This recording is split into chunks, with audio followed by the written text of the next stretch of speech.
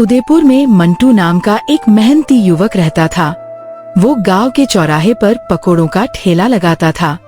मौसम बारिश का था। गांव में जोरदार बारिश हो रही थी। गलियां कीचड़ से भरी थीं और आसमान में काले बादल छाए हुए थे। फिर भी मंटू ने अपने ठेले को तैयार किया और रोज की तरह गांव की ओर निकल पड़ा। अरे बारिश हो या तूफान, मंटू का ठेला तो रुकेगा नहीं। चलो आज भी गांव में पकोड़ों की खुशबू फैलानी है। लोग भूखे तो नहीं रह सकते ना। बारिश में भी गरम गरम पकोड़े सबको पसंद आएंगे। कुछ देर बाद बारिश थम गई। तभी दो आदमी उसके ठेले पर पकोड़े खाने आ पहुँचे। अरे मंटू, यह पकोड़े तो गीले हो गए हैं। बारिश में इन्हें ढककर क्यों नहीं रखा? स्वाद भी बिल्कुल फीका लग रहा है। अरे भाई, बारिश का मौसम है, थोड़ा बहुत गीला तो होगा ही, लेकिन स्वाद वही है, गर्मा गर्म। नहीं नहीं मंटू, यह तो बेकार है। बारिश में पकोड़े लेना ही गलती थी। अगली बार सूखे और कुरकुरे पकोड़े लाना, तब बात बनेगी। लगता है आज का दिन मुश्किल है, लेकिन हिम्मत नहीं हारनी। ठीक है भाई, कल और बेहतर पकोड़े बनाऊंगा, जरूर आजमाना। पूरा दिन मेहनत करने के बाद भी मंटू के पकोड़े किसी को पसंद नहीं आए। बारिश की वजह से भी बिक्री बहुत कम हुई। थका हारा भीगा मंटू निराश होकर घर लौट आया। उसकी पत्नी मिनी उसे देखकर, अरे मंटू, ये कैसी हालत बना रखी है? फिर बारिश में भीगते हुए ठेला लगाने गए थे। चेहरे से ही लग रहा है कि आज दिन अच्छा नहीं बीता। पकोड़े बिके भी या नहीं? हाँ मिनी, क्या बताऊं, बारिश ने सारा खेल बिगाड़ दिया। लोग पकोड़े खरीद तो रहे थे, लेकिन सब कह रहे थे कि गीले हो गए, स्वाद बिगड़ गया। कुछ ही पकोड़े बिके। दिन भर गलियों में ठेला घुमाया, पर मौसम ने साथ नहीं दिया। ये तो सच में चिंता की बात है मंटू। अगर रोज ऐसा ही चलता रहा तो हमारा घर कैसे चलेगा? राशन, खर्चा सब संभालना मुश्किल हो जाएगा। कुछ ना कुछ उपाय तो सोचना ही पड़ेगा। हाँ मिनी, चिंता तो मुझे भी है, लेकिन हार नहीं माननी। कल फिर कोशिश करेंगे। शायद मौसम सुधर जाए और लोग फिर से पकोड़े खाने आए। बस थोड़ा सब्र रखना होगा। रात को दोनों चुपचाप खाना खाते रहे। कमरे में सन्नाटा था और उनके मन में चिंता की लकीरें गहराती जा रही थीं। अगली सुबह हल्की बारिश हो रही थी। मंटू ने एक बार फिर से ठेला तैयार किया और गलियों में निकल पड़ा। लेकिन इस दिन भी कोई ग्राहक उसके ठेले पर नहीं रुका। लगता है कल की बात सबके दिमाग में अटक गई। लोग शायद सोच रहे हैं कि पकोड़े फिर गीले होंगे। कोई ठेले पर आ ही नहीं रहा। अरे इतनी मेहनत से पकोड़े बनाए और अब खाने वाला कोई नहीं। वो चौराहे पर ठेला रोककर घंटों तक इंतजार करता रहा, पर कोई नहीं आया। अगर ऐसा ही रहा तो ठेला चलाना मुश्किल हो जाएगा। तभी एक बूढ़ी औरत, जिसके कपड़े पुराने और फटे हुए थे, धीरे धीरे मंटू के ठेले के पास आई।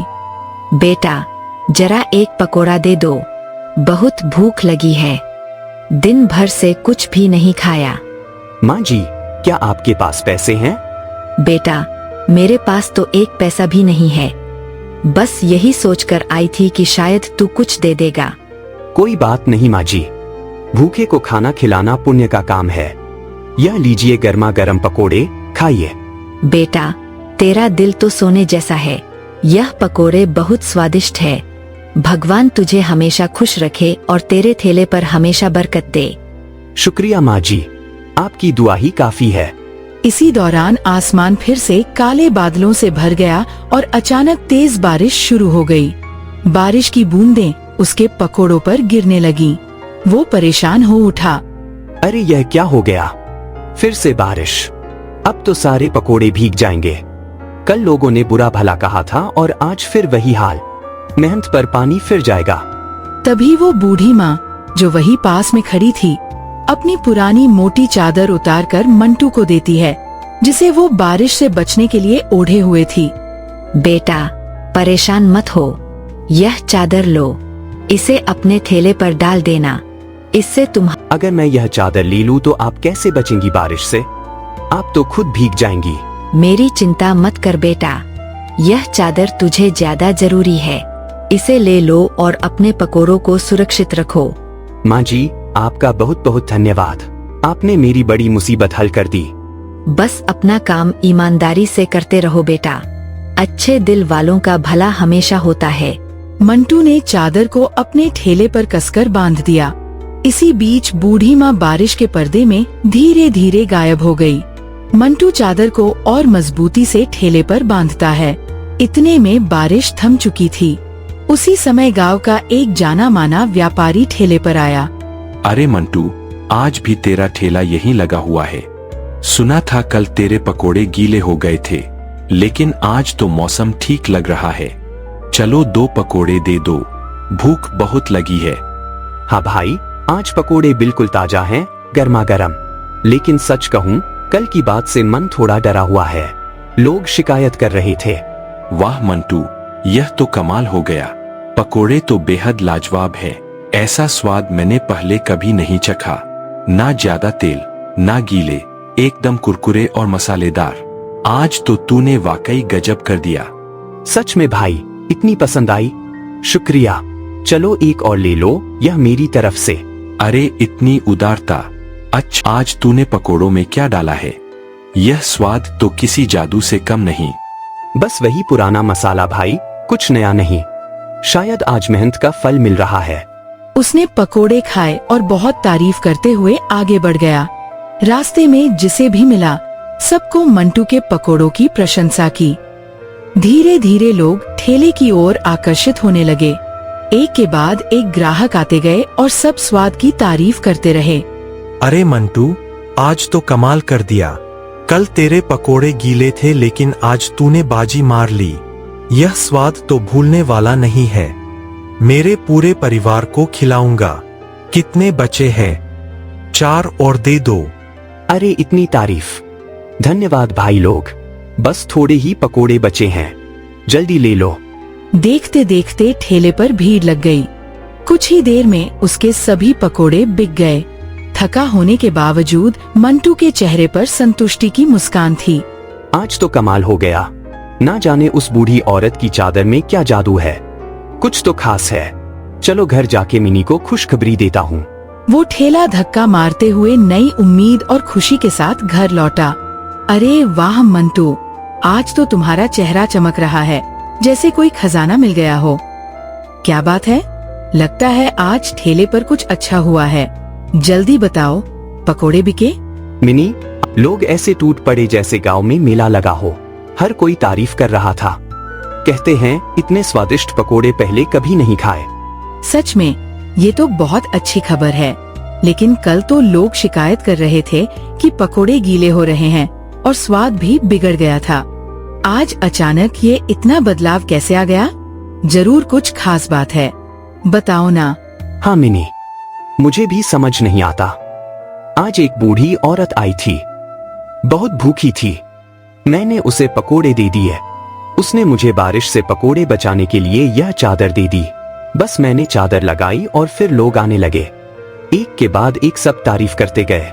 ओहो, तो तुमने उस बूढ़ी औरत को मुफ्त में पकोड़े दे दिए। मंटू, यही तुम्हारी भलाई का फल है। अच्छा काम हमेशा अच्छा ही लौट कर आता है। वो चादर तो बस एक बहाना भर थी, उसे ज्यादा मन पर मत लेना। अपनी मेहनत और नेक दिली पर भरोसा रखो, वही तुम्हें आगे बढ़ाएगी। हाँ मिनी, शायद तुम सही कह रही हो। बूढ़ी माँ की दुआ और मेरी मेहनत ने आज रंग दिखाया। चलो खाना खाते हैं। आज का दिन यादगार रहा। हाँ, और कल भी ऐसे ही मन लगाकर मेहनत करना। मुझे पूरा विश्वास है कि तुम्हारा ठेला अब रोज ऐसे ही चमकेगा। उस रात मंटू और मिनी खुशी से खाना खाते हैं। घर में उदासी की जगह आशा और हंसी लौट आई थी। कुछ दिन बाद का वही मौसम दोबारा आया। मंटू ने ठेला तैयार किया और इस बार बाजार से एक चमकीली छतरी खरीदकर ठेले पर लगा दी। उसके उत्साह को देखकर कुछ लोग उसके ठेले पर आए भी, पर पकोड़े खाकर पहले जैसी प्रतिक्रिया नहीं दी। मंटू थोड़ी निराशा हुई। मैंने तो सुना था कि तेरे पकोड़े अब पूरे गांव में मशहूर हो गए हैं, लेकिन आज तो बस ठीक ठाक लग रहे हैं। पहले तो एक पकोड़ा खाते ही दूसरा लेने का मन करता था। आज ऐसा क्या हो गया? अरे भाई, मैंने तो वही पुराना मसाला डाला है। तेल ताजा है, आटा वही। यह नई छतरी लगाई है ताकि पकोड़े गीले ना हो। फिर भी समझ नहीं आता स्वाद में क्या कमी लगी। पता नहीं मंटू, पर वो पुराना जादू आज महसूस नहीं हो रहा। शायद बारिश का असर है या कुछ और। अगली बार पहले जैसे पकोड़े लाना, तभी आएंगे। दिन बीत गया लेकिन भीड़ नहीं लगी। ज्यादातर पकोड़े बिके ही नहीं। मंटू परेशान होकर चौराहे पर खड़ा सोच में डूब गया। यह क्या हो गया? छतरी बढ़िया, पकोड़े भीग नहीं रहे। फिर भी लोग नाराज। पहले तो सब तारीफ करते थे, अचानक आज क्या बदल गया? तभी उसे उस बूढ़ी माँ की चादर याद आई। पिछले कई दिन चादर लगाने से पकोड़े खूब बिके। आज छतरी लगाई और सब बिगड़ गया। शायद उस चादर में कुछ खास बात है। नहीं नहीं, यह तो बस चादर है, लेकिन फिर भी कुछ तो है। कल फिर चादर लगाऊंगा। अगर लोग फिर से तारीफ करने लगे तो समझूंगा कि वाकई कुछ बात थी। मंटू तुरंत घर लौटा, छतरी हटाई और दोबारा बूढ़ी माँ की चादर ठेले पर बांध दी। फिर वह पकोड़े ढककर गांव की गलियों में निकला। चौराहे पर ठेला रोकते ही एक ग्राहक आया। उसने पकोड़े खाए और तारीफ करता हुआ आगे बढ़ गया। धीरे धीरे ठेले पर फिर भीड़ लगने लगी। जल्द ही उसके सारे पकोड़े बिक गए। ठेला समेटते समय मंटू चादर को देख मुस्कुराया। उसे महसूस हुआ कि इस चादर में कोई विशेष शक्ति है। शाम को घर के बाहर चारपाई पर बैठा मंटू थोड़ा आराम कर रहा था। तभी उसका दोस्त कालू वहाँ आया। कालू ने उसके बढ़ते काम को देखा और मन ही मन ईर्ष्या और लालच से भर गया। मंटू भाई, अगर थोड़ा समय हो तो मुझे आपसे कुछ जरूरी बात करनी है। अरे कालू, बैठो। क्या बात है? चेहरा ऐसा लग रहा है जैसे कोई बड़ी मुसीबत आ गई हो। बताओ क्या हुआ? मंटू भाई, सच कहूं तो मैं बहुत परेशान हूं। कई दिनों से कोई काम नहीं मिल रहा। बाजार में कोई दुकानदार मुझे रखने को तैयार नहीं है। घर का खर्च चलाना मुश्किल हो गया है। सोचा आपसे बात कर लूं। शायद आप अपने ठेले पर मुझे रख लें। थोड़ा बहुत हाथ बटा दूंगा। कालू, मैं तेरी परेशानी समझता हूँ, लेकिन सच कहूँ मेरे ठेले पर अभी इतना काम नहीं है कि किसी को रख सकूं। मैं और मिनी मिलकर सब संभाल लेते हैं। ठेला छोटा है, गुजारा ही किसी तरह चल रहा है। हाँ, समझ गया भाई। फिर भी मन में उम्मीद थी कि शायद आप कुछ मदद कर देंगे। कोई बात नहीं, मैं कहीं और कोशिश करता हूँ। अरे कालू, टेंशन मत लो। तू मेहनती है, जल्दी ही कोई काम मिल जाएगा। बस हिम्मत रखना। गांव में पूछते रहना, कुछ ना कुछ जरूर मिलेगा। वो बिना कुछ कहे निराश होकर वापस चला गया। मंटू उसे जाते हुए देखता है और कालू की परेशानी को याद कर उसके मन में हल्का सा दुख होता है, लेकिन वह अपने ठेले के काम में फिर व्यस्त हो जाता है। उधर कालू अपने घर लौटता है और अपनी पत्नी से कहता है, मंटू ने मुझे काम देने से मना कर दिया। कहता है ठेले पर इतना काम नहीं है। लेकिन मैंने तो देखा है, कभी उसके पकोड़े बिल्कुल बेकार हो जाते हैं और कभी इतने स्वादिष्ट कि पूरा गांव तारीफ करता नहीं थकता। अब तो उसका ठेला रोज चमक रहा है। पता नहीं वो क्या जादू करता है। मुझे तो लगता है उसमें कोई राज है। सच में? तो फिर तुझे ही पता लगाना चाहिए कालू। शायद उसने कोई खास तरीका ढूंढ लिया है। तू उसका पीछा कर और देख, असल माजरा क्या है। मंटू के ठेले की अजीब घटनाओं ने उसके मन में शक और लालच दोनों जगा दिए हैं। वह ठान लेता है कि वह किसी भी तरह मंटू के ठेले का रहस्य पता करेगा। और उस रात कालू मंटू के घर के बाहर छुपकर उनकी बातें सुनने लगा। अगली सुबह जैसे ही मंटू ठेला तैयार करने लगा, कालू ने मौका पाकर चादर चोरी कर ली। घर पहुंचकर उसने चादर को जमीन पर फैलाया। उसकी पत्नी भी पास खड़ी थी। अब देख मैं क्या कमाल करता हूँ। यह वही चादर है जिसने मंटू को अमीर बनाया था। चलो चादर चादर चावल निकाल। दोनों उस चादर से होने वाले किसी चमत्कार की प्रतीक्षा करने लगे, लेकिन चादर शांत पड़ी रही। चादर चादर हीरा निकाल। अरे कैसी चादर है यह? कुछ भी निकाल नहीं पा रही। एक नमक तक नहीं। हीरे की तो बात ही छोड़ो। अचानक चादर के नीचे से ढेर सारा नमक बाहर निकलने लगा। देखते ही देखते दोनों नमक के ढेर में दब गए। उधर मंटू को उसकी ईमानदारी और दयालुता का फल मिला, जबकि कालू को अपने लालच और चोरी की सजा मिली। ये कहानी हमें सिखाती है कि जो दूसरों की भलाई करता है, प्रकृति स्वयं उसकी मदद करती है, और जो छल कपट करता है उसका अंत कभी अच्छा नहीं होता।